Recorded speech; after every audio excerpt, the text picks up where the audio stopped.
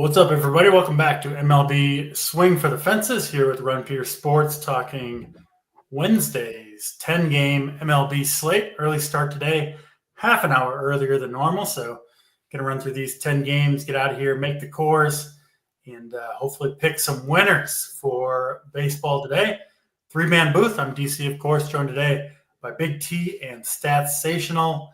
We'll throw it to you first, Stats. It's a little dark in your room, but presume you're doing well with the boom report over there. How you doing on this Wednesday afternoon, Stats?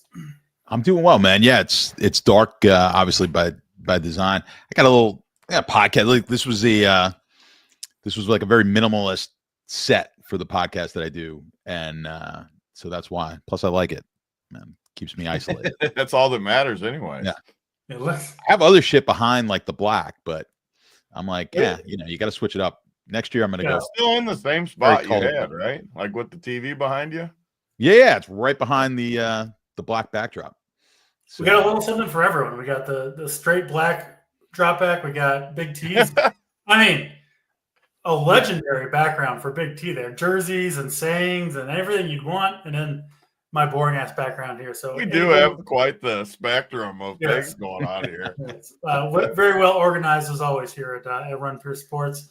Big T, how you doing here on Wednesday? Good. Well, me and Stats on the golf show earlier. We got baseball, we got NBA, and it's what I love about Run Pure and doing content is we literally, it's a Wednesday in April, and I'm doing content for 3-4 sports, trying to find winners, and you got action all day. So this is what I love. Hopefully we can get some baseball winners tonight because it's a nice little slate. I love when we come on the show too, and you have basically all the lineups. I mean, I think there's one or two out there still, but because that's all you're really waiting for in baseball. You just want to see the lineups. You want to read the old boom report from Stats, look at the weather, and then go in there and do it. It's annoying when we come on here and like you only have half the lineups, and it's not always a big deal, but it's still nice to like see the actual lineup in there. Maybe there's a value guy, maybe there's someone out of the lineup. So it's nice coming on right now, having all that. And not having weather, like you said. Yeah. That's nice. 100%. You could actually put lineups in and go to dinner. Yeah. I might do that tonight. I might actually have a life tonight on a Wednesday. We'll see. Is baseball the best sport to put in lineups and peace out and go to dinner? It's got to be 1,000,000%. It'll if you put one lineup in, the chances are pretty slim you're going to get kind of bit. Sure. But with the 150, I got to kind of monitor it a little bit because you can always bring the laptop though. You got the lapper with my you. laptop has never not gone with me anywhere at any time of the day because I never know if I get stuck somewhere. I need the laptop with me at all times. So it's not like freaking NBA though, where all of a sudden one dude gets rolled out and you're like they're just there for the next hour doing all this crap. Yeah, well, you go from taking a guy at 0% to 85% in a blink in the NBA, and it changes. Yeah. It changes now. All of a sudden, you're playing Giannis at like 12.5 because now we've got three guys in there at 3K that must be playing. You're gonna, so it just changes everything in your lineup.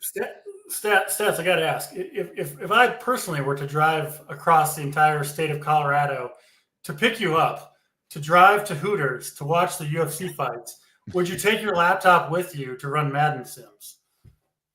100%. Yes, 100%. I have not a big going on my shit list then. I'm not a big Hooters guy. I'm actually I live pretty close to the original Hooters in Clearwater.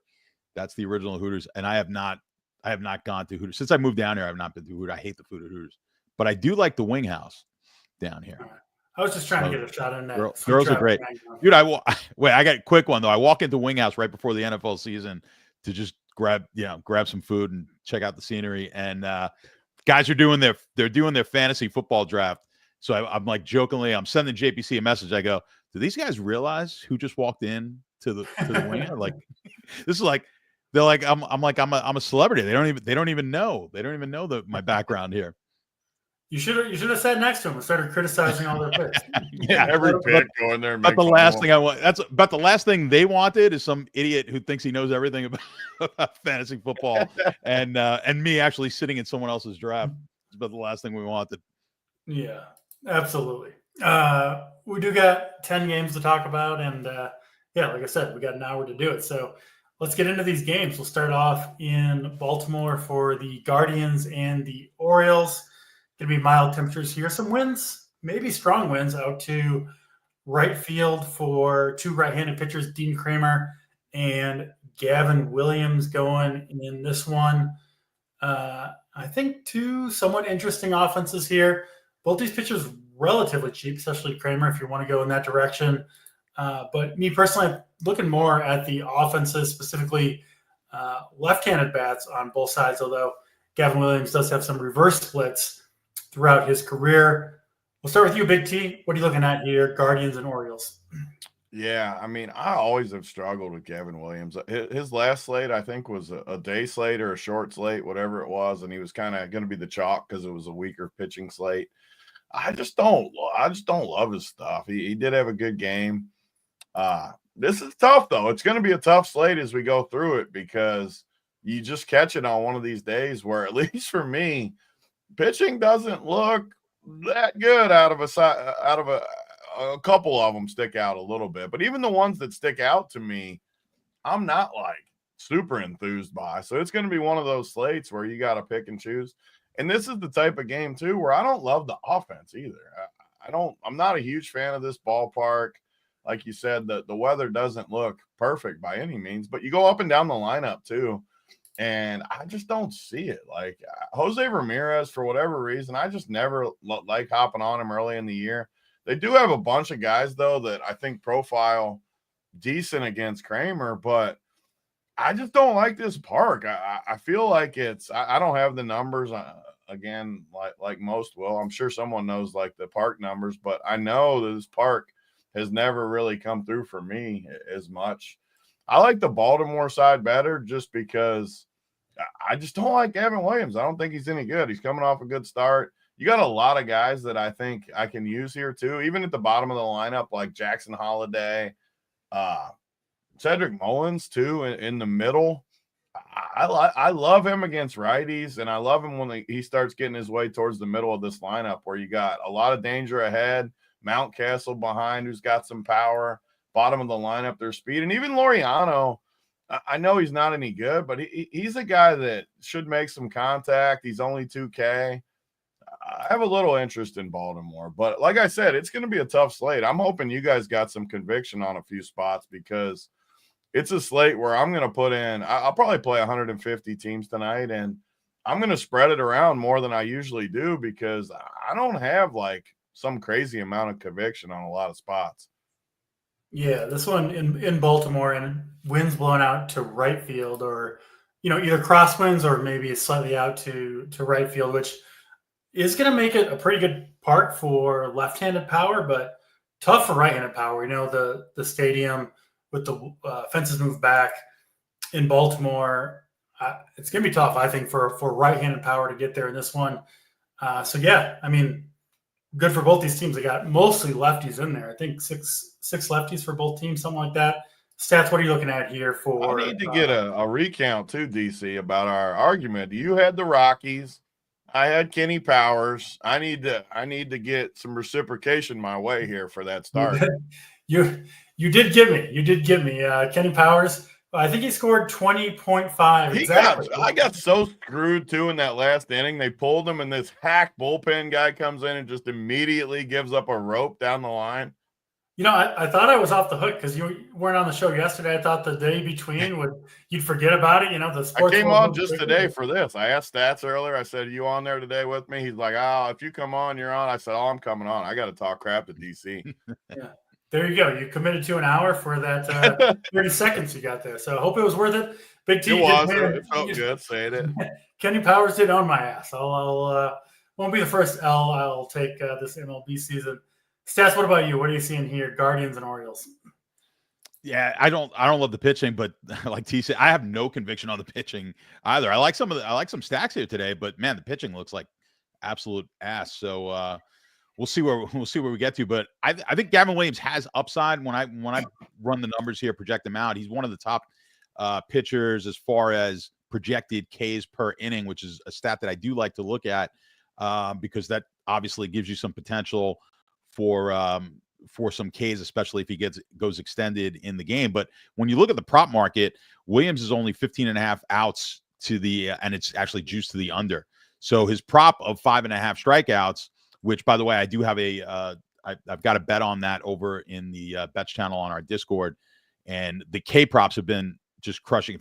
Up 15 units. I put like maybe one, tops 2 props in a day in the MLB. So up 15 units with very few plays is really doing well. So I'm happy about how we're starting off the season. Got one on Williams here in there, but yeah, the 15.5 outs projected in the prop market, not really something that's getting me too excited. And then Kramer's got 16.5, but just a 4.5 strikeout prop. So and on my list, I've got, in my rankings, I got both of these guys pretty much down to the level that I don't want to take. I'm not taking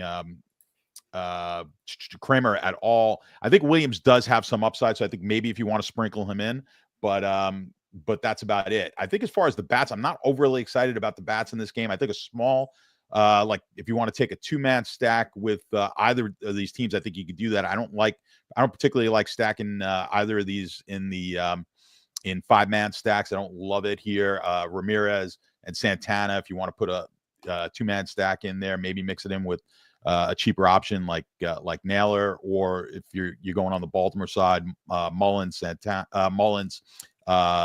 Gunnar, and Heston in there. So I think those are your 3 options for some of the secondary stacks tonight. Yeah, it makes sense. I like the Guardians lefties a little bit against Kramer, maybe a little bit more than you guys do, but I totally get it. This is not the most exciting game, and not a lot of great pitchers going here. So there are certainly options on the offensive side of the ball on a 10-game slate, and yeah, maybe not the best way to go here on the first game of the night. We'll keep it moving to your neck of the woods, Big T, Great American Ballpark in Cincinnati. We've got the Mariners and the Reds. Bryce Miller going for the Mariners and Nick Martinez going for the Reds. So 2 right-handers on the mound. Mild weather, 55, 60 degrees, a little bit of winds out. Obviously, pretty good place to hit in general in Cincinnati. But I don't know. I mean, this Mariners team is not showing up much offensively on the young season, especially against right-handed pitchers. So I think Martinez at 7K is a reasonable option. Bryce Miller, I just don't play that many Mariners pitchers outside of Seattle because their stats are so skewed toward pitching in that ballpark that, to me, they oftentimes go over-owned when they get away from Seattle, which I think might be the case here with Bryce Miller. But this does seem like a game where you could maybe play both sides. We'll go back to you, Big T. What do you see? Mariners and Reds here. Yeah, on this slate, this is 100% a game that I think you can play both sides. We talked about it a lot Monday on the show when I was on. In baseball, there's nothing wrong with that. I know some people don't like that, and they don't like to hear it when we do shows and stuff. And I'm not even one that does it a ton. I like to go with conviction and go in on stuff. But this is 100% a game that you should have a little bit of both sides, unless you're only playing one couple teams. If you're playing 5-10 teams, I think you should go both ways here, because both pitchers definitely on this slate at least can get there. But I like the offenses, especially spots of the lineups. Like Seattle, I love the top of the lineup down to, I'd say, Rowdy. I hate Dylan Moore. I hate J.P. Crawford. I don't even know who Ben Williamson is, but at least he's 2K. I can live with that at 2K. But those guys at the bottom, Jorge Polanco, though, and Cal Raleigh, like Cal Raleigh might be my favorite play of the whole slate. Like, he profiles awesome. And I don't have the boom rating up right now, but I guarantee he's towards the top of stats' boom rating, because this thing profiles, and on top of it, he's 3,900, which I think you could get a nice little 2 or 3 man here, or 5. I'm okay going to 5-2 with Seattle, but really a 2 or 3 man. Jorge, Raleigh, and then either Julio, A-Raz, Raleigh, or even Rowdy Tellez.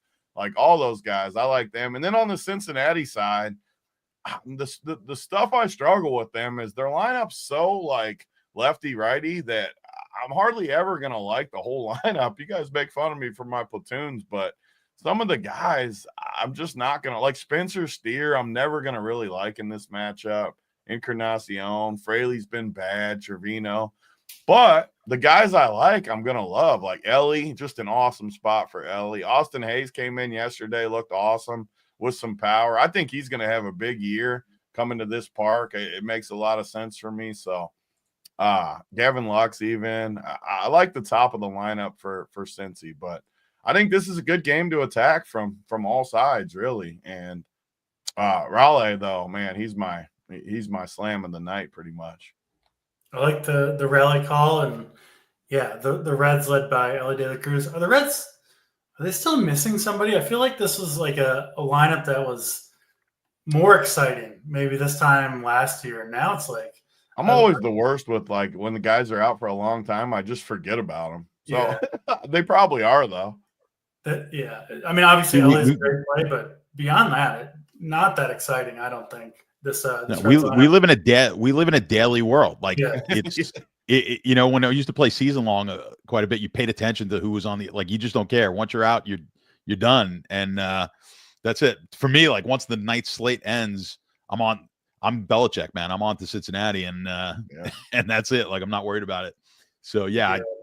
You got to be kind of laser focused on the short term here with DFS, but you pretty much you destroy. Like I'm coming into the show and I go, I am going to pump Cal Raleigh so fucking hard. Were you really? And I swear to God. Oh, and then T just goes, I better. love this guy. I love him. That's it. He's the best. I think he's the best.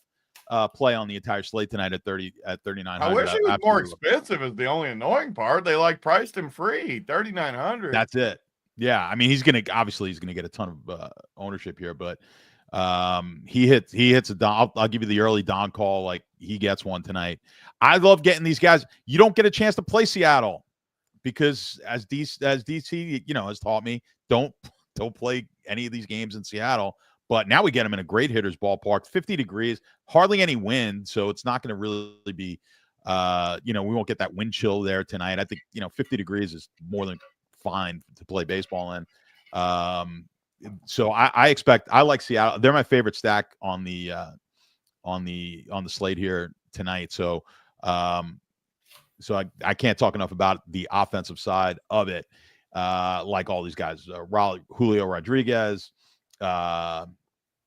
Rosarena, Polanco, Raleigh. I mean, all these guys are in play for me. I think everyone outside. I think you said it, Crawford, like just not going to make it for you. I think you can kind of leave him out. But other than that, I kind of like a lot of Seattle and Cincinnati. Not as much, but I don't mind game stacking this entire game.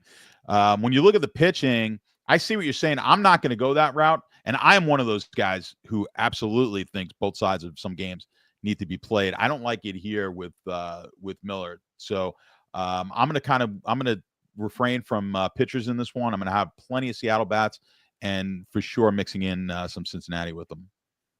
I'll tell you what, I'm not going to be the odd man out on Mr. Cal Raleigh. So you guys think he's the best play on the slate? I got him underlined over here. I don't take many notes. But Cal Raleigh is going in. We're totally screwed. I couldn't believe how hard T was going on him. I'm like, oh my God, that's exactly what I was going to say. So definite 0 for 5. Like it's 0 for 5 because the rest of the lineup's going to just light it. It's going to light it up, but Raleigh does nothing. Yeah. Well, I don't know how much you guys are playing for, but if you take bribes, if you need to get Cal Raleigh out of my lineup so you guys can succeed, slide on in if that needs to happen. But yeah, it sounds like we're all more leaning offense in this game. I do think you can play both pitchers. Nick Martinez would be my preferred option. I do think he's a little bit underrated, and he's 7K against a strikeout-happy Mariners team. I do think he's at least interesting if you're not as sold on Mr. Cal Raleigh as this show is. Let's get to Washington and the Pittsburgh Pirates up next. Two lefties here, two, I think, pretty mediocre lefties. Bailey Falter going for the Pirates and Mitchell Parker going for the Nationals. Falter coming in at 6,700, Parker at 7,900. Neither of them huge strikeout arms by any means, but neither of these offenses are all that scary either. I kind of feel like that's a theme of this slate a little bit, where a lot of mediocre arms, but Also, not that many great offensive spots. So we got to kind of pick and choose where we're going to bats and pitchers. Another game that's going to be, just a little bit kind of milquetoast weather-wise, right? 45 degrees, some winds blowing out, but not a great place to hit anyway in Pittsburgh. We'll start with you this time, Stats. What do you see, Nationals and Pirates? Yeah, I mean, I'm just, as far as the pitching goes, yeah, I can't get too excited, which again, yeah, is kind of the theme here today. But I don't think I'm going to have much of either one of these pitchers. You look at the prop market, Parker 4.5 Ks juiced to the under, and Falter is 3.5 Ks juiced a bit to the over. So nothing I'm too I'm too excited to get on board with. But I think the Washington side is interesting for game stacks. Or for team stacks. Wood, Call, Cruz, all those guys are up, have decent ratings on the boom sheet. Nobody rates out to elite in this game on either side. So I think if you're going to take it, we're looking at maybe secondary stacks, and I'm looking at the Washington side more so than Pittsburgh in this one. But it's odd that you don't have any, we're not really the offenses aren't standout here, but the pitchers just aren't. There's just not enough Ks here to get too excited about for me. And so it's another one of those games where I don't like a whole lot offensively or from a pitching standpoint. Yeah, like I said, a lot of the games do feel that way. Alex Call, I like quite a bit leading off. I've liked what I've seen from him early on. The stats don't really back it up, but I watch more baseball than I'd like to admit, and I do like the approach that he's taken at the plate. So Alex Call, a guy I like leading off, I think for a reason. And then James Wood, a guy I've been on since his call up. Dude is just absolutely crushing the ball, all fields. I don't know, anyone that saw his home run yesterday, I think it was, just an absolute nuke job, 450 feet to dead center. I think it was the first pitch of the game or close to it. So James Wood, a guy to stay on, but man, other than him, Alex Call, I do like that two-man stack. It's kind of uninspiring from the Nationals. And then the Pirates lineup, I mean, O'Neill, Cruz, and Reynolds, I guess, are fine, but it's another one that's hard to get excited about, Big T. Do you see anything here between the Nationals and the Pirates that you really like? Yeah, and key points to me too are the weather's pretty cold. Looks like it's in the 40s. The park sucks. Like I hate Pittsburgh's park. It never does good, especially for right-handed power. Really sucks. What's that? Right-handed power, especially trying to go deep to left field, is tough. I just like, and you got two lefties, so obviously you're trying to target right-handed power. Yeah. It just doesn't line up, and then you take CJ Abrams out of there. Because I thought before I looked at the lineups, I always like to look at it before the lineups and kind of see who I think I might like. And I'm like, maybe Washington. Then I actually look at the lineup and I'm like, oh, God, it's bad. Right. I just don't like the lineup at all. All these like Nathaniel Lowe, Josh, I just don't like these guys. But I love the Alex Call in the one hole as a one-off. I don't even think I want to play for Wood, even though I love him. Rosario's like I think he's a low-owned guy that I like out of the 6-hole just because his price looks stupid. 4,100 6-hole. I've always liked him again. Big platoon again, the jokes, but I've liked him against lefties. I think he's a good low-owned play in there, so he'd be my 2. And then Pittsburgh. I don't know if I'll ever like Pittsburgh at home. I'll just be honest. I don't know who the pitcher would have to be the other way for me to have to like Pittsburgh at home, but I just don't. I don't see it. If I was going to play anyone that way, it would be Tommy Pham, I guess, in the 5-hole for only 3,200. But I hate Pittsburgh. I honestly think I could use these pitchers too. I know you guys don't like them a ton, but pitching, I don't see upside on this slate. I think both these pitchers get about 15 tonight for somewhat cheap tags. It does feel like a game that's like 1-0 in the 6th inning for whatever reason. And they might not strike out a ton of guys, but they just get outs, weak little fly outs. And I don't know, like I've played worse.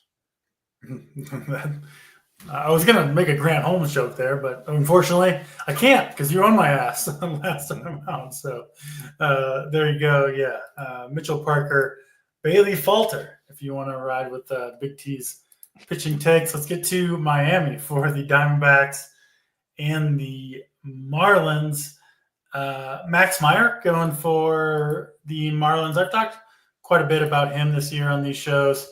Thought he had more upside than he was given credit for coming into the year, and he's pitched pretty well, averaging 20 DraftKings points per game over 3 starts. 2 of them came in, at least on paper, tough starts against Atlanta and the Mets, both on the road.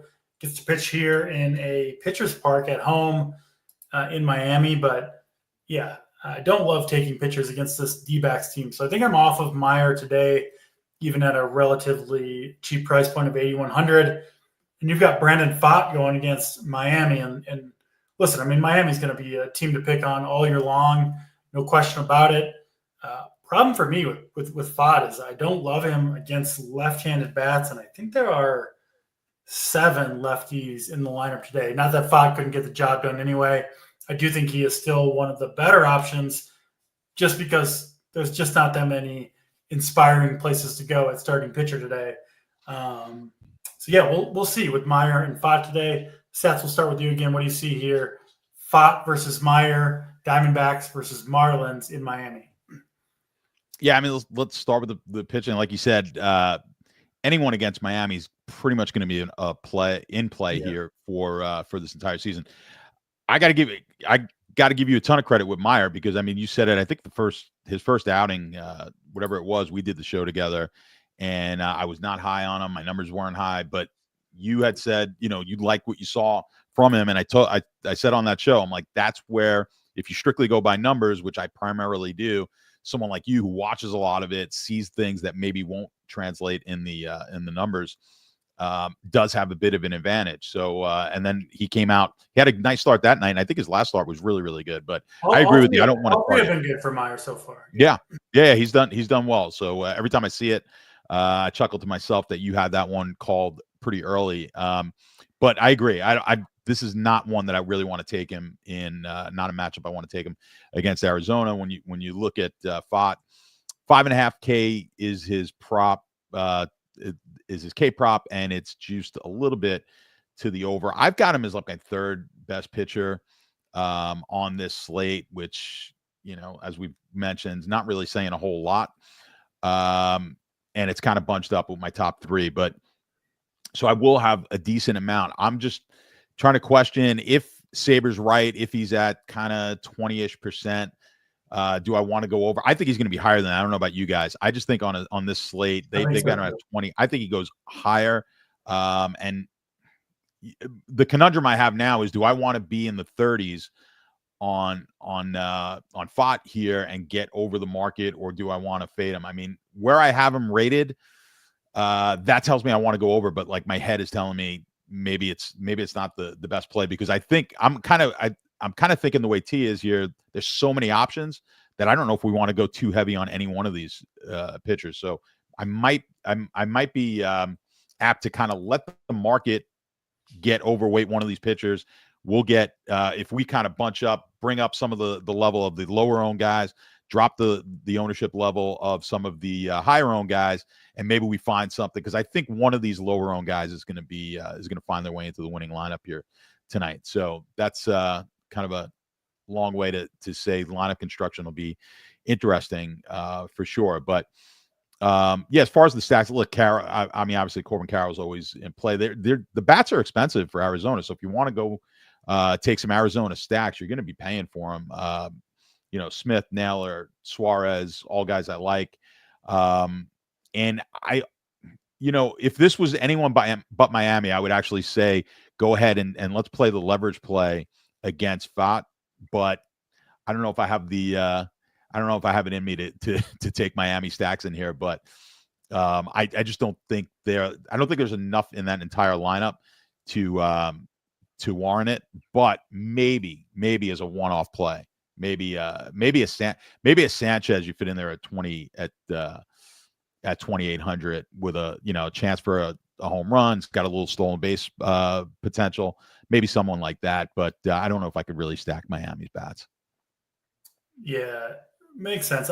I'm with you, Stats, where I do think Pfaadt comes in higher owned than maybe projected, just because there's just not very many enticing pitchers. So you get a kind of an established arm against the Marlins, and maybe people, take it looks safer than most of the other pitchers on the slate with Brandon Pfaadt. I'll say this though, the 2-3-4 for Miami, Jesus Sanchez back in the lineup. He's got power. Stowers and Mervis. They all have big strikeouts, but all big power. And we've seen power playing better in Miami this year than typically. I've seen a lot of left-handed bombs, no problem going out to right field, even in this stadium. So another one where I do think you can play both sides, but if we think Pfaadt's going to be even higher owned than predicted, and maybe the highest owned pitcher on the slate, that Sanchez, Stowers, Mervis, not even that you have to play all three of them, but I bet one of those three guys at least takes Brandon Pfaadt deep tonight. And then Meyer, I am a fan, but this is not the spot to use him, in my opinion. I'm not going to use him against the Diamondbacks who make a ton of contact. Very, very dangerous lineup, top to bottom. Not the spot, in my opinion, for Max Meyer. T, let's go over to you for D-backs and Marlins. Yeah, I just can't play bats in this park. It's one of the things that I've always done for baseball. I just don't in Miami. I just don't like it, and I agree with a lot of what you guys are saying about Pfaadt. I've been torn all afternoon if I'm going to go over or field, and I'm still kind of up in there. Honestly, I'm building teams as we go. I'm running the numbers. He definitely, to me, profiles as the best guy just because of the park. I don't love the spot, like DC said, with all the lefties. That definitely bothers me. But then I look at the lefties, and I only know who 5 of them even are on the whole team. So if I'm going to face lefties, I might as well not have any idea who the guys are. And I like Meyer. I know I always like Arizona versus righties especially, but this park sucks, and Meyer is good. So I don't think it's incredible. They still got some soft righties in there, though. 4 of the top 5 guys in the bottom, I'm not scared of at all. And the park's great. And the pitching sucks on this slate. No one's playing this guy. Like, no one. So if DC loved him from the beginning, he's been awesome all 3 starts. I see no reason why I can't win against DC with his own guy tonight. So I got something to brag next time. I'm on Meyer, baby. I'll use him against you, DC. I don't care. Probably a good strategy.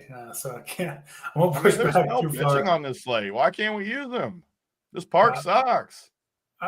I mean, honestly, I think you can make a reasonable case for a lot of the pitchers on the slate, but it's just this guy's good though. You were on him. Like, you don't get off him when he's in Miami. Unowned. I don't mess with the Snakes team, man. The Snakes team scares me. They scare me quite a bit. So you're gonna be hating life when your boy shoves. Yeah, well, maybe, but I'll leave Max Meyer to you. You can how projected owned is Meyer? It's got to be low. Got to be super low on Max Meyer. I don't have the numbers in front of me, but yeah. The ownership was low. Yeah. I mean, he's going to be 1% owned on a slate where pitching sucks. All right, well. You guys got to have more heart. You got to have more heart, DC. You're talking about the guy who plays the donkiest pitchers of all time, and I might have some coming up. So I don't. You were on him. You got to ride your boy. You were on him. I don't think heart is my problem. I don't even think we can call him your boy if you don't have the heart to play him in Miami. Oh, T, I'll give you your credit when you ship with my guy Max Meyer against me. Yeah. Nothing further to say there, but now I got to go against directly Big T and stack against my guy Max Meyer with some D-backs. Stacking that park. Oh God! I'm telling you, man, that ball is flying out to right field. I don't know what it is, but it's have fun with that. Yeah, I will hopefully. San Francisco and Philadelphia up next. We go to Citizens Bank. Another just moderate weather, 50 degrees. 50, 55 degrees, no real winds or strong winds, but crosswinds in Philly. Maybe the 2 most talented pitchers on the slate, Aaron Nola and Robbie Ray going here, but also I think less than ideal matchups for these 2 guys. Aaron Nola is a guy I've had a hard time getting to Nola for the last couple of seasons. I think he's just kind of a legacy type of overrated arm where the big scores don't happen nearly as much as people expect them to. And you kind of see it in his performances so far this year, right? I mean, 13.8, 6.7, 15.9 in average matchups so far. Another okay matchup, I guess, for Nola tonight against the Giants. So, again, if you've got a cheaper stack that you like, I don't have a problem with Nola. I do think he's one of the safer options on a pretty dangerous pitching slate. And then Robbie Ray, I mean, he can be all over the place. He has pitched decently well so far, including last time out in Yankee Stadium. Only made it 4 innings, but he gets 7 strikeouts in that one, 98 pitches, so he should be good to go. Pitch count-wise, we'll start with you this time, Big T. What are you doing with Giants and Phillies here? Yeah, another similar game to the rest of the slate where you got a couple pitchers that I'm not in love with just because the lineups are somewhat tough. Even the Giants just have a gritty lineup, especially at the top, where guys that I don't love going against. Nola, I just think is pretty dusty. I don't think I can go to him against this lineup in this park, even though it's somewhat cold there too. The wind's blowing in a little bit, it looks like. Doesn't look like the best spot ever for hitters. But this Phillies lineup, man, I just don't love it either. You start getting towards the bottom, it gets rough in a hurry after those top stretch. So it is a slate though, where again, I know I keep saying the same thing, but there's not that much that sticks out. So could I play Robbie Ray? I mean, Robbie Ray's looked better than Nola to me. He at least has shown some glimpses of upside. It's tough to go against Philly, honestly, at least for me. You see the top of the lineup, it's murderer's row up there. I don't like to pick on those guys. The bottom is a little softer, but again, it's the slate. It's all slate dependent. Even the pitchers we like, we don't feel that much conviction on. So I think I have to leave Robbie Ray in my pool, even though I don't love it. Philadelphia, I could definitely stack them too, though, because, I mean, Robbie Ray, we've seen him be great. We've seen him be bad. These guys at the top of the lineup definitely can get there. The guys at the bottom of the lineup are cheap enough, even though they're scrubs. I mean, Sosa's always hit lefties pretty good. Rojas always hit lefties pretty good. And then the San Francisco side, I don't like Nola, but man, some of these guys I struggle with in this spot. I could definitely play Yastrzemski. Lee, I mean, Jung-Ho Lee's been awesome this year. He's had a few monster games for me when I've played him. So again, I know it sounds like a cop-out, but I'm only going to tell conviction when I actually have it. So I think this is a game you can go a little bit both ways again. I know. I wish I could have more conviction. I don't want to say something I don't believe in, though. So I'm going a little bit both ways here. Yeah, it makes sense. I don't think he's there yet, but I guarantee you, like 3-4 years from now, when I'll still probably be doing baseball shows, Aaron Nola is going to be a guy to stack against. So he's going to be a guy who sticks around forever and just fades and just gets absolutely nuked with like a 6 ERA for, like a Bumgarner or Patrick Corbin, who we'll talk about later. Nola is on his way to being that pitcher. He's not there quite yet. Stats, what are you doing here with Giants and Phillies? Yeah, all right. So I mean, I've got Nola rates out as the number 2 pitcher for me on the slate. But again, I think at his ownership, his projected ownership, which is going to be, I think, in the 30%. It doesn't feel great playing Nola at 30% ownership. He's going to be that high, seriously? Oh man! I mean, that's what they're projecting him. You don't think he gets up to 30? I mean, he might, just because the slate's bad and it's like a common name. I mean, that's what I'm thinking, which is what I'm like. I'd rather be under. That high, I can't play him. I mean, no, I'd rather be under. As a matter of fact, I would like to take some San Francisco bats here against him. I mean, I'm going to be playing Nola. I hate the the Big T going both ways play here. We might have to call it the JBC going both ways, but that type of a play. But but this is the play both ways slate, though. It really is. I mean, I think you could play some of the bats on San Francisco. For me in the 150 build, absolutely. I'm going to have some San Francisco bats here against Nola. These are the two guys. So they project both guys have the best projection for K per inning here on this slate. These are the number 1 and 2, and Robbie Ray's got the number 1. Problem with him is, he's all over the place. high whip type of guy. So you could get to him. You can get we could score on him as well. So I think you want the Philly bats. Problem with the Philly bats, not that we need all that much savings, but those guys are all really expensive, the guys that you want to play. And the San Francisco side a little bit cheaper for their better bats. So I'm going to have both sides of this game, just like T. I will have the bats. I think Ray has to be now. While I have him rated, what do I have him here? Like 7th, 8th. He's my 8th pitcher on the slate. Still rates decently. I always think he's got potential to, at least with that strikeout potential that he has, if he has his control, at 8K, he may be able to give us enough. He's not going to be any real high ownership here, probably, in the teens, I'm guessing. So I almost don't mind having the same allocation with Ray and Nola, getting under the market on Nola, maybe bumping yourself up on Ray, because I think in GPPs, Ray's not a terrible play here tonight. And then getting a little bit of leverage with a couple of these San Francisco bats against Nola, I think is certainly in play.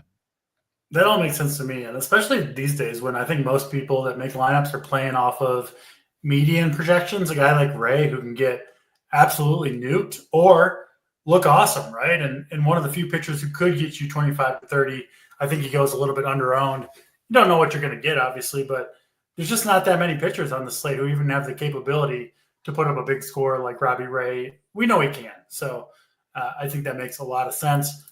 We got to keep it moving, though. Boston and Tampa up next. We go back to George Steinbrenner Field. It feels like the Rays play every single night in this field.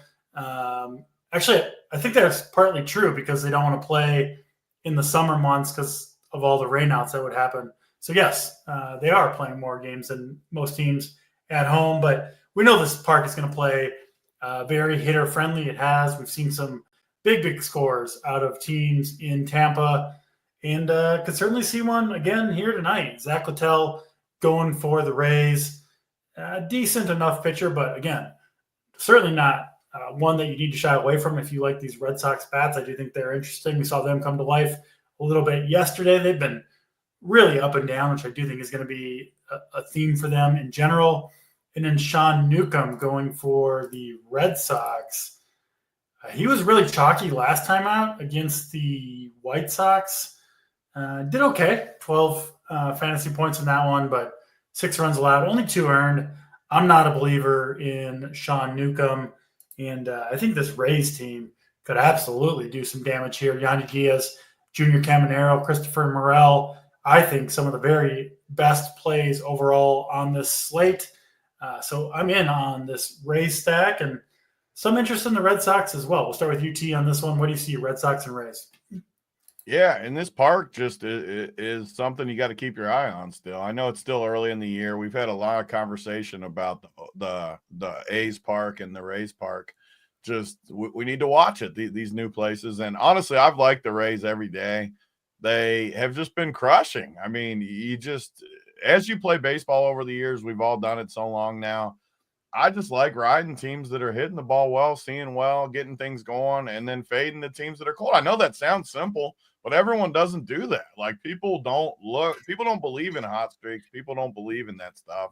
I do. And Tampa Bay's been playing solid with the sticks. So Newcomb, I don't love picking on Newcomb. I think he's like, again, the story of the slate. I think he's solid enough to pitch a good game, but I also think he could get shellacked by this Rays team. So again, I just keep saying the same stuff over and over, and I hate that about this slate, but I do feel it again. Like Tampa Bay, I have to play some of these guys. And I will say too, with Tampa Bay, I do like them better against right-handed pitching than left-handed pitching. You just look at some of this lineup today, it is a decent amount weaker to me with the way it sets up against a lefty. But still, these guys at the top, Yandy Diaz has always been good against lefties. He profiles nicely tonight. Christopher Morel, nicely. Caballero, I always like him for all the things he can bring to the table too, with speed, upside. So I like him. Danny Jansen too. The thing I don't like though is some of the other guys, like this Curtis Mead, I never really like. I don't know. I definitely want some Tampa. And then the Boston side, I think profile is incredible in this spot at a somewhat lower ownership. You got all these guys outside of Narvaez, who I just never like. I guess I don't like Romy Gonzalez that much either, but the rest of the lineup, all these lefties, Rafaela, all these guys, Trevor Story even, I think they profile. I think we might have lost T there, Stats. You're here with me, right? Yeah. I am here with you. I can see not too bad on the frozen screenshot for Big T. I've seen worse. Yeah, you got lucky. Here in RPS history. So we'll go right over to you, Stats. What do you see here? Red Sox. Yeah. I mean, for me, Newcomb I'm kind of tossing Newcomb out here. I don't like it at all. Not in that ballpark, that lineup. I don't want to touch it. I could understand getting on Littell, but I've got him as my fifth best pitcher on the slate. But everyone, like I said, is kind of bunched up there. I really like the bats more. I like the bats on both sides of this game. I think 5-man stacks play well here, both sides. Devers, Abreu, Doran, Story, all those guys up top for Boston. Tampa, I think you have to be a little bit more selective, which I think T was kind of getting to. I don't like those bats either towards the bottom there. Montes, Mead, Walls, Mangum. I have no problem leaving those guys out. I think the Boston side of this, you could play pretty much that entire lineup. Yeah. And Tampa, I think I want to be a little bit more selective with Yande, Caballero, Morrill, Jansen, and Caminero Jr. So I think those are the guys that you want to kind of have in the mix. I would leave those bottom four guys that I mentioned kind of out of it. And Boston, I'm playing the entire lineup. So I think you get a little bit of leverage here. I don't know necessarily how high we get, because I think a lot of people are starting to kind of fade pitchers in that ballpark with good reason. But maybe he's like a 10 to 15%. But Newcomb not making it for me. And I really like the bats here. One of my favorite games here for stacking. Yeah, three of my very favorite bats on the whole slate are on the Rays team: Yandy Diaz, Caminero, and Morel. Mm-hmm. All of them in the low to mid 4Ks, so not prohibitively expensive. Curtis Mead, obviously, if you're stacking those four guys, you're probably including him. He is pretty significant pinch hit risk when Newcomb comes out of the game, but he's cheap enough and surrounded by other good bats that obviously could do the damage, in time, even if he does get pulled. So that's Rays and Red Sox, and it's going to be a similar story there, where I'm not playing many pitchers in this park, I don't think, going forward, especially as it heats up. There's just going to be better spots most nights, including tonight. We'll keep it moving from there. Kansas City and the Yankees up next. This one in Yankee Stadium. Again, around 50 degrees here. Some winds out to right center field. Yankees have let me down a little bit over the last couple of slates, but chance to go back to him here against Chris Bubik, who has looked pretty good for the Royals. Maybe even underselling him there. Really good through 3 starts. I don't fully buy it with Mr. Bubik, but no question the results have been there. I don't think I'm going there against the Yankees unless you can convince me otherwise, Stats. I mean, again, it's a tough slate for pitching, so it doesn't take a lot to kind of get on somebody. And I am looking at some of these Yankees strikeout rates, and maybe Bubik could make the cut. Clark Schmidt will make his 2025 season debut at 7,400. What did he get up to pitch count wise? I didn't see 61 pitches. So we're talking maybe 75-ish, probably tops for Clark Schmidt, which I don't think is enough against this Royals lineup. Stats, what are you doing with Yankees and Royals here? Yeah, I want to play Bubik here, just for that K, for his K. I think I'm joining on the Bubik train, looking at some of the numbers a little more closely here. Yeah, I like it. I mean, the prop market is pretty even here, juice wise, at 5.5. And we're paying, what is he at? What's the price here? I gotta grab that screen. 84. Again. 84, right? Yeah. So, it's not at that price, and against the Yankees in Yankee Stadium, you're getting very low ownership. And like I said, we're going to find, I mean, it's going to be one of these low owned pitchers probably hits the nuts here tonight. And it could be, I think with his strikeout potential against this lineup, he's one of the better K per inning pitch projected on the entire slate. I always like that. He's also one of the worst projected as far as walks per inning. So that's where you get yourself in trouble in a park like Yankee Stadium. But we're playing GPPs.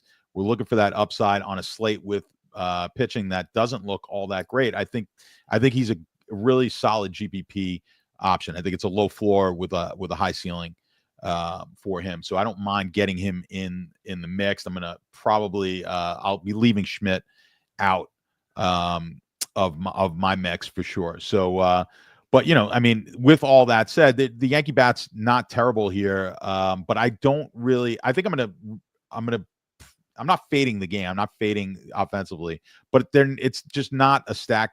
Either side of this game, not stacks that I particularly love. I'll be mixing them more in as secondary stacks. Look, Witt is obviously always in play. Sal Perez is typically a guy that you could play in almost any situation. And for the Yankee side, Judge, obviously you're going to be paying up, but Goldschmidt looks good. Ben Rice, Grisham, those guys, I think they're all in the lineup. I'm not sure if I had that. I have it written down on my spreadsheet. Rice has the day off against the left. Oh, right. Is Rice off? Okay. Yep. So we won't be using Rice there tonight. I think that lineup came out right when we went on the air. So, but I think you're kind of using bats in this game sparingly for me. And we'll see how that goes. I didn't look at the ownership for the bats for this one. I could look at it right now, what we're projecting at least. And it's, okay. So I was hoping the Yankee bats would be projected a little bit higher. We'll see how it goes. But I mean, the highest out even Judge is only projected at 8%. So I'm going to be pretty low hitters wise in this game. And I'll take some chances, I think, I won't be playing Schmidt, but I'm going to take a chance here with Bubic.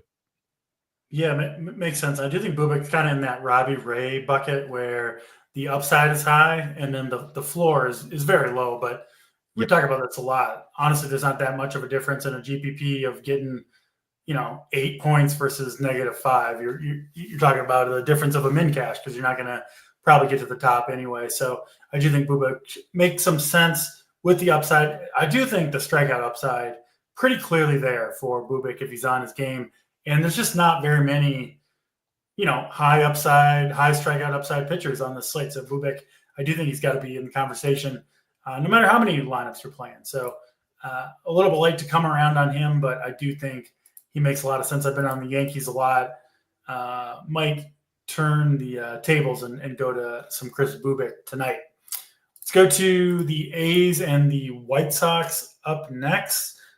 Jonathan Cannon going for the White Sox, throwing from the right side, as well as Osvaldo Bido throwing from the right side for the Oakland Athletics, or Sacramento Athletics, I guess they are now. That's going to take me a while, stats, to get that one right. We'll get too used to it. They won't be that long. Yeah, exactly. We'll call them the A's. Listen, I got to continue to pick on this White Sox team. It's not going to work every night, of course, but just a terrible lineup. Beto, I don't think is a special pitcher by any stretch of the imagination, but at 7,200 against this team in 40-degree weather with the winds blowing in, I do think he's a pretty good option. Less excited about Cannon, but I suppose you could make the case for him as well, just given the frankly, pretty pristine pitching conditions both these pitchers get to go into. What are you doing? Stats with A's and White Sox here. Yeah, I don't know if what I saw the wind was blowing out. I know it's cold, but I think the wind was blowing out. If you double check, I'm still seeing blowing in, but I could be wrong. Okay, yeah, it's possible. I might have to refresh what I was looking at. But you know what? You're right. It's blowing out right now, but it doesn't really mean that it was blowing out earlier today. I'm seeing like 10-mile-per-hour winds in all game. Blowing in. So that just adds to it. I mean, you've got I really can't get on Cannon. There's nothing that's popping out for me there. I think Beto's gonna get he's going to get some more. What are we looking at as far as they've got him at 20% on Saber? I've got him as my fourth best option on the slate. 7,200, not bad. As far as the price, you don't expect the White Sox bats to really do much. Can't expect a lot of scoring, but he's kind of middle of the road here. A little better than middle of the road as far as what we're looking for in terms of strikeouts, but at that price tag, it's good enough. I mean, his total on K is 5.5. It is juiced pretty heavy to the under, but again, at the 7,200, it's not terrible. I think he's definitely in your mix. Again, these guys who are going to be projected 20+%. I don't know how hard you want to go on these guys. I think you want to either be at the market or just under them. And I think I'm comfortable 15 to 20% here on Beto. I don't like bats at all, so I'm going to kind of stay away from the bats in this matchup. Yeah, it makes sense to me. I do think the A's, they already have been, but they're going to be in a lot of winners this season, especially when they get back home. And especially when they get their top prospect, Nick Kurtz, called up, who's going to hit a lot of home runs for this team. Not relevant for today, but keep an eye on the A's. Certainly an underrated offense at the moment, including home run leader for the young season, Tyler Soderstrom, already 8 on the season. Let's get to the Angels and the Rangers. This one in Texas. Similar to be played indoors, although it does look like mild weather. Maybe they'll open the roof for this one. I'm not sure. Irregardless, we'll see Jose Soriano going for the Angels. It's been really good through 3 starts in relatively difficult matchups in the last 2 games, including the last one in Tampa. Went 7 2/3 in that one, 14 ground balls. He's been excellent at keeping the ball on the ground so far, which obviously does not bode well for hitters against him on the Rangers. Do you think Soriano at 8,800 is a decent play today? And then on the other side, not a decent play. Patrick Corbin going for the Rangers. I mean, I haven't updated ownership, but I have to imagine the Angels are the highest owned stack on this slate. If they're not, they should be, in my opinion. Stats, what do you see here, Angels and Rangers? Yeah, I mean, this is the obvious play, and everyone's on it. When you look, Sabres got it. I mean, pretty much these guys are anywhere from like 15 to 25%. On the bats. That feels okay to me on this slate, but I don't know. You're one to play against the chalk stack. I don't mind going against the chalk, but I kind of like. I mean, it's tough not to like the Angels in this matchup. They're the highest team total on the slate. We just talked about Corbin. Like, I don't know if Nola's going to get the Corbin level, but Corbin's at Corbin level, and we definitely like targeting him in matches. So. Yeah, I mean, if you look at the boom report is just like it's Angels. It's like the entire lineup is what do we got? 7. It got 7 players at the elite level, 7 of the starters there for LA. So I mean, it's just like everything's pointing towards the Angels. I think you could definitely play Texas bats as well. I don't mind the Texas bats, but for sure, the Angels first, then Rangers. I think are in play. Also, as far as the pitching, I mean, obviously we're not playing Corbin, and Soriano I've got in a spot that I'm probably going to pass on him as well. So to me, it's the bats, and you've got some cheap options really on the tech. I mean, you've got Darno starting for the Angels tonight. Nice call saving at 3,100, and then on the Texas side of this game, like Dustin Harris is in there right tonight at 2,500. Mm-hmm. He's in there. So, I mean, you've got – I don't mind an entire game stack with this one at all. But for me, heavy Angels and Texas in the mix for like me you said, on this one. Yeah. I mean, even against an average lefty, the Angels have a lot of hitters who profile well against lefties. Ward, Trout, Soler, Darno, Kyron Paris, Joe Adell, all these guys have big power against lefties. I think they still lead the league in home runs to the Angels, and they get Patrick Corbin, who is one of the very, very best pitchers to stack against in all of baseball. So hard not to love the Angels, especially on a slate where there's just not that many offenses that you're in love with, and then you get one that's in an awesome spot, and it does seem like a spot maybe to eat some chalk with the Angels. I know I'll be certainly mixing those guys in. I think over the field on the Angels for me. Last game on the slate, Dodgers and Rockies. We got Bobby Miller making his first start for the Dodgers. He's been all over the place. Dodgers have a few of these guys where their stuff is really good, but a bunch of injuries, lackluster performances for the most part. And it's hard to know what to expect from Bobby Miller. He was absolutely dreadful last year before going on the IL with injury. So I don't really know what to expect from Bobby Miller. I do know for sure the matchup against the Rockies can't get any better. That part's not really up for debate. 7,700 for Miller. He's got to be in the conversation. And then Armand Marquez going for the Rockies, even at 5,500, no interest in him against the Dodgers. Certainly the Dodgers themselves as a team, hitting-wise, got to be in play. Stats or thoughts here, Rockies and Dodgers? Yeah, so, I mean, the Colorado side is basically, I mean, I don't even think we could touch it. But Miller rates out, he's my top pitcher on the slate for my ratings. So I'll have a decent amount here of Miller.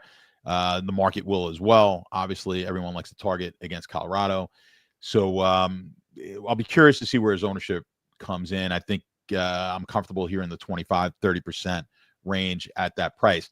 Now, on a slate like this is what's interesting. Someone actually, I think someone was mentioning something in the chat there as far as kind of pivoting with the Dodgers. I think that's a really interesting point.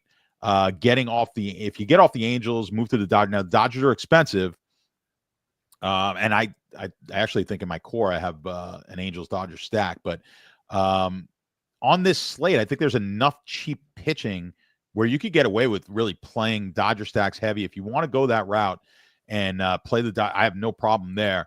Playing some of these cheaper pitchers, this entire Dodger lineup is in play.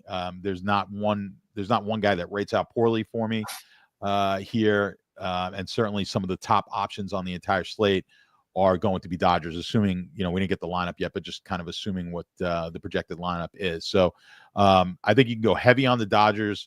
I would say on the Colorado side, if you're going like really expensive stacks and you needed a one-off, maybe a Moniak at 2,100 if he is in the lineup. But other than that, I'm staying clear of Colorado. And Dodgers, not a bad way to go if that ownership on Saber is correct, where they're all kind of single digit. Not terrible to kind of change your settings and get a little bit more or a lot more Dodgers and play it that way as a bit of a pivot off the Angels tonight.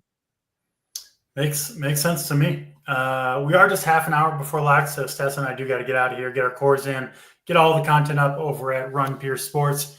Appreciate all you guys watching. I think we have the normal time show tomorrow, Thursday, short baseball slate. It'll either be tomorrow afternoon at this time or we'll do a morning show, one or the other. In any case, we will have a show up for you guys. But appreciate you being here. Good luck to everybody tonight. And for me and Stats and The Departed, Big T. We'll see you next time.